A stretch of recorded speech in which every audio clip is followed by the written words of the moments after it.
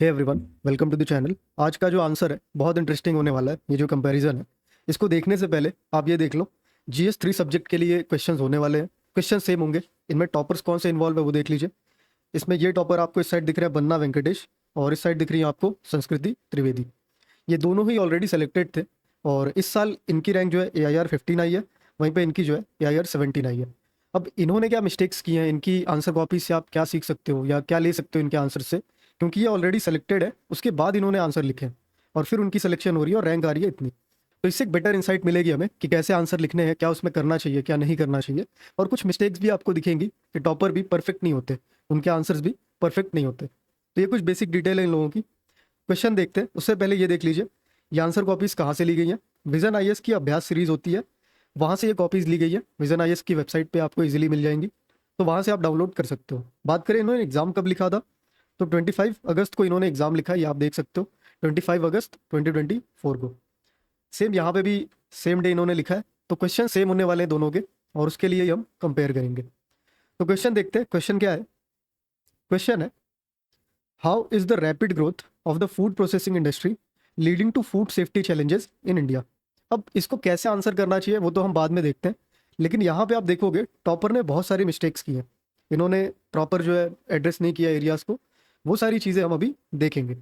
यहाँ पे भी आप देखोगे, यहाँ पे भी कुछ जो है कमियां दिखी हैं आपको। तो इसको आंसर कैसे कर सकते थे वो देख लीजिए। क्वेश्चन बहुत स्ट्रेट फॉरवर्ड है। अगर आपने हमारी पुरानी वीडियोस देखी है तो आपको पता होगा क्वेश्चन की डिमांड को आप कैसे समझते हो। अगर इस क्वेश्चन की बात करें तो आपसे क्लियरली कह रहा है कि how is the rapid growth of food processing industry leading to food safety challenges. दो चीज़ें हैं, FPI सेंटर में होगा आपका, उससे रिलेटेड रैपिड ग्रोथ, और दूसरा जो है ये रैपिड ग्रोथ से रिलेटेड सेफ्टी चैलेंजेस। ये दो चीज़ें आपको एड्रेस करनी थी।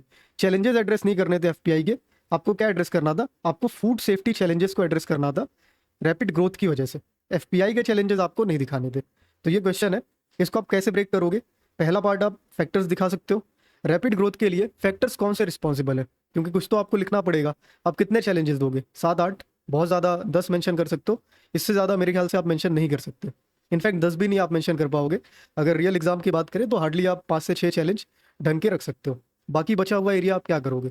तो वहाँ पे ये सारी चीज़ें आपकी आती हैं कि अगर रैपिड ग्रोथ की बात हो रही है और पूछा है कैसे ये चीज़ होगी, तो यहाँ पे फैक्टर्स जो रिस्पॉन्सिबल है रैपिड ग्रोथ के लिए, उनसे स्टार्ट किया जा सकता है, और फिर इसको कन्वर्ट कर सकते हैं कि ठीक है ये जो रिस्पॉन्सिबल फैक्टर्स हैं इनकी वजह से फूड सेफ्टी चैलेंजेस है, और फिर इसके बाद एक्शनेबल सॉल्यूशन दिखा सकते हैं और वे फॉरवर्ड से एंड कर सकते हैं।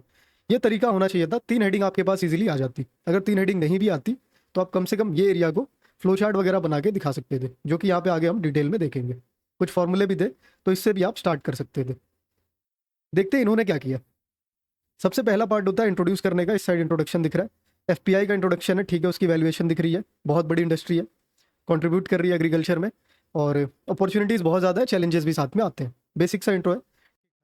इस साइड इंट्रो देखोगे, फूड प्रोसेसिंग इंडस्ट्री जो है वो सनराइज सेक्टर है, सेम वही अपॉर्चुनिटीज़ है यहाँ पे भी, और सीरियल प्रोडक्शन दिख रहा है इतना, और कहीं ना कहीं प्रोसेसिंग जो है इंपॉर्टेंट हो जा रही है, फूड प्रोसेसिंग इंडस्ट्री। दोनों तरफ बेसिक सा इंट्रो है, कुछ बहुत ज़्यादा कॉम्प्लेक्स है नहीं।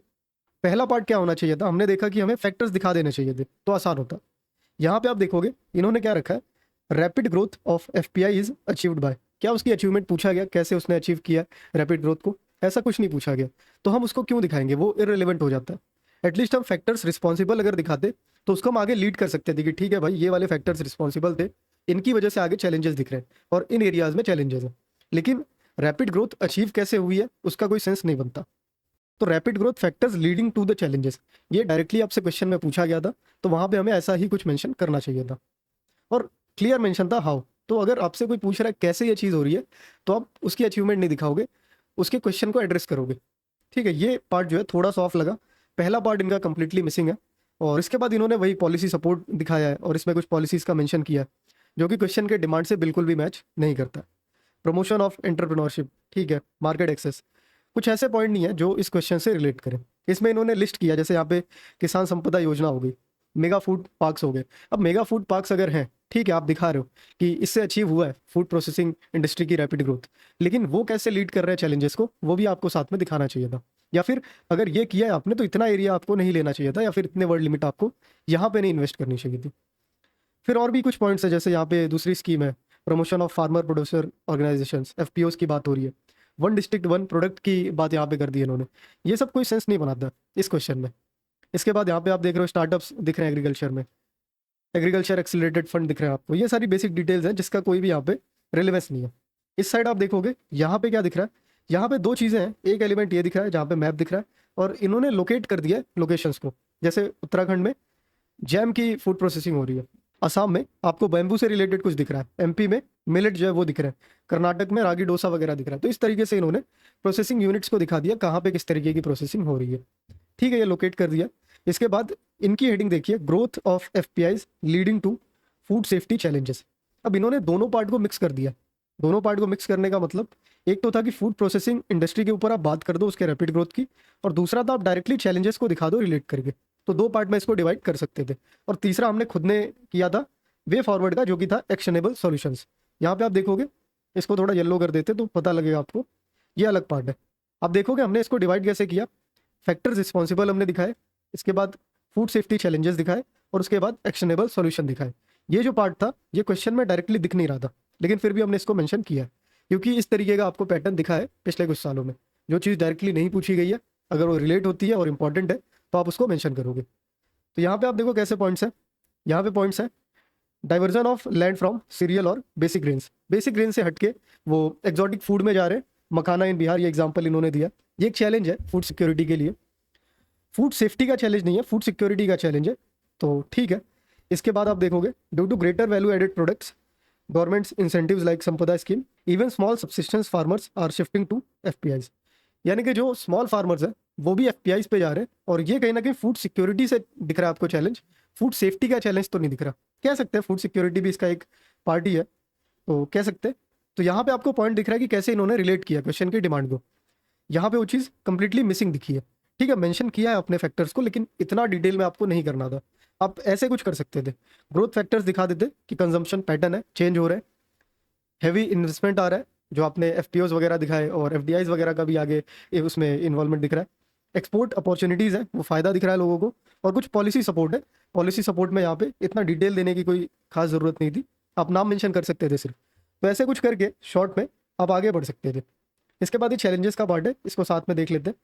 फिर यहाँ पे आप देखोगे ना दूसरे पेज पे, यहाँ पे इन्होंने क्लियर फूड सेफ्टी चैलेंजेस की हेडिंग रखी है। ये पार्ट इन्होंने ठीक एड्रेस किया। एडल्ट्रेशन का एक पॉइंट मेंशन किया, मास प्रोडक्शन या फिर जो प्रोडक्शन प्रैक्टिसेस है उसकी वजह से ये चीज़ें देखने को मिलती है। अनहाइजीनिक और सैनिटरी इश्यूज है, ये भी अगेन वैसा ही पॉइंट है, उसी से लिंक हो रहा है। इनफॉर्मल सेक्टर है तो रेगुलेशन करना बहुत मुश्किल है, ये एक चैलेंज है। इसके बाद इंफ्रा चैलेंजेस है कि इंफ्रा हमारे पास उस तरीके का नहीं है जिसको हम मैनेज कर पाए, ये जो एफपीआईज है उनको। इसके बाद कंक्लूड किया इन्होंने, चैलेंजेस दिख गए, आपको दिख रहा है वे फॉरवर्ड मिसिंग है, लेकिन ऐसा नहीं है कि कंप्लीटली मिसिंग है। एक्शन ओरिएंटेड क्लोजर इन्होंने दिया। हमने पुरानी वीडियोस में देखा है कि कंक्लूड करने के 2-3 तरीके होते हैं, यहाँ पे एक्शन ओरिएंटेड क्लोजर आपको दिख रहा है जो कि वे फॉरवर्ड की तरह ही एक्ट कर रहा है। तो ये था इनका आंसर। इस साइड आप देखोगे चैलेंज अगर देखिए और भी, इनका अगला पॉइंट देखोगे, in many places focus on single commodity. Single commodity पे फोकस है प्रॉफिट मैक्सिमाइजेशन के लिए, और वो जो है वो कहीं ना कहीं डोमिनेंस दिखाता है किसी पर्टिकुलर सिंगल फूड ग्रेन का, और वो फूड सेफ्टी चैलेंजेस है। आप इसको जो है कह सकते हो कि डाइवर्स फूड नहीं आ रहे हैं, माइक्रोन्यूट्रिएंट डाइवर्सिफिकेशन नहीं हो रहा है, तो डिफिशियंसी हो सकती है। तो ये एक चैलेंज है, ठीक है। यहाँ पे एग्जांपल दिया, मेज इन तमिलनाडु। अगला पॉइंट है, FPIs produce food that is processed and have some preservatives, यानी कि हेल्थ के भी चैलेंजेस है, अनहेल्दी चैलेंजेस आपको दिख रहे हैं, अनहेल्दी फूड प्रैक्टिसेस आपको दिख रही है। तो ये यहाँ पे इन्होंने मेंशन किया, और कुछ एग्जांपल भी यहाँ पे इन्होंने दिया। फिर उसके बाद आप आओगे over dependence on FPIs, processed food पे ज़्यादा डिपेंड हो जाने, और ये एक बहुत बड़ा चैलेंज है। लैक ऑफ फ्रेश इनटेक मिल नहीं रहा है, प्रोसेस्ड फूड पे आप चले जा रहे हो, तो वो एक चैलेंज है। जूस ओवर फ्रूट, एक एग्जांपल यहाँ पे इन्होंने मेंशन किया है कि लोग फ्रूट कम प्रेफर कर रहे हैं, जो पैकेज्ड जूस आते हैं उसको लोग प्रेफर कर रहे हैं, ये भी एक चैलेंज है। इसके बाद accessibility to fortified good quality food is highly fragmented, मतलब अच्छे क्वालिटी के फूड जो है वो देखने को नहीं मिल रहे, तो ये अगला चैलेंज है। इसके बाद कुछ सोल्यूशन इन्होंने दिए, यहाँ पे आप देखोगे बैलेंस एफपीआईज विथ फ्रेश इनटेक, ठीक है, यहाँ से रिलेट कर दिया हाई क्वालिटी फूड वाले से, और इसके पहले जो यहाँ पे फ्रेश इनटेक की बात हो रही थी। अगला पॉइंट है, government outlets like Safal to sell subsidised food, government initiative ऐसा कुछ होना चाहिए। फिर यहाँ पे इन्होंने कंक्लूड किया, कंक्लूजन बहुत छोटा सा दिख रहा है, these steps can ensure added GVA to agriculture sector adding doubling farmer income, ठीक है, फार्मर इनकम को भी आपने यहाँ पे इंक्लूड कर दिया। इस साइड कंक्लूजन आप देखोगे, यहाँ पे आपको दिख रहा है building infra like cold storage और वो सारे जो एक्शंस दिखा सकते थे आप वे फॉरवर्ड में, वो यहाँ पे इन्होंने दिखाए कि ये सारे एक्शन लेके रेगुलेटरी और सेफ्टी नॉर्म्स को ध्यान में रख के आप एफपीआई जो है उसको आप बढ़ावा देके फार्मर की जो इनकम है डबल कर सकते हो। सेम चीज़ यहाँ पे भी रिफ्लेक्ट हुई है। ये था दोनों का आंसर। अब इसमें क्या किया जा सकता था वो देखते हैं। हमने देखा कि 3 हेडिंग इजीली बन सकती थी। अगर हम पहली हेडिंग फैक्टर्स रिस्पॉन्सिबल की बनाते तो कौन से फैक्टर्स थे? Policy support, export opportunities, consumption pattern और हैवी इन्वेस्टमेंट जो है, ये कुछ फैक्टर्स थे जिसने रैपिड ग्रोथ की है फूड प्रोसेसिंग इंडस्ट्री में। तो ये दिखाने के बाद आप इसके बाद कनेक्टिंग हेडिंग बना सकते थे कि कैसे ये फैक्टर से रिलेटेड कुछ चैलेंजेस भी हैं, जैसे आदित्य श्रीवास्तव की कॉपीज में दिखता है।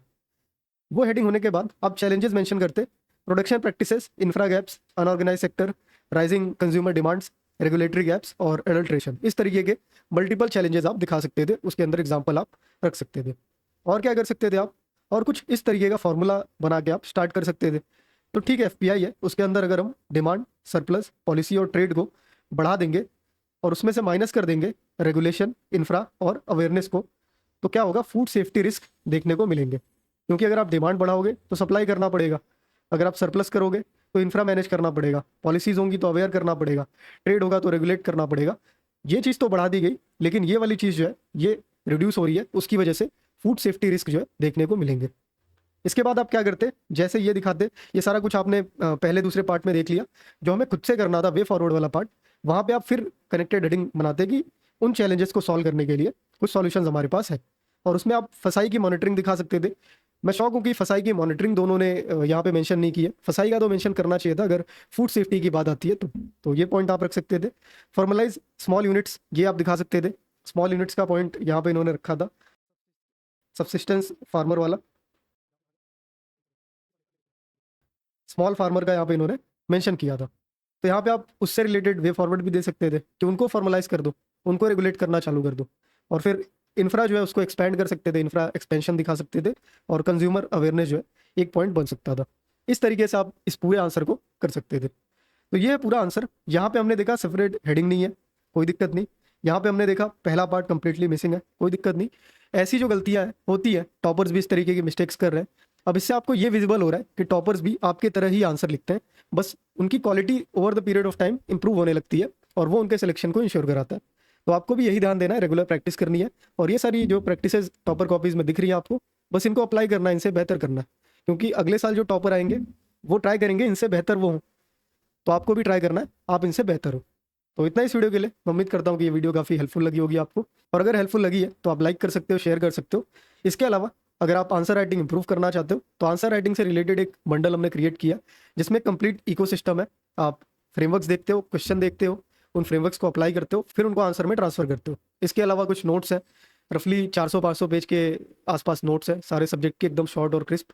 इसके अलावा कुछ ग्लॉसरी सेट है, 1000 के आसपास आपको ग्लॉसरी दिख जाएंगी, जहाँ पे उसका यूज़ कैसे करना है, कहाँ पे यूज़ करना है, ये सारी चीज़ें उसमें अलग अलग तरीके की मेंशन की गई है।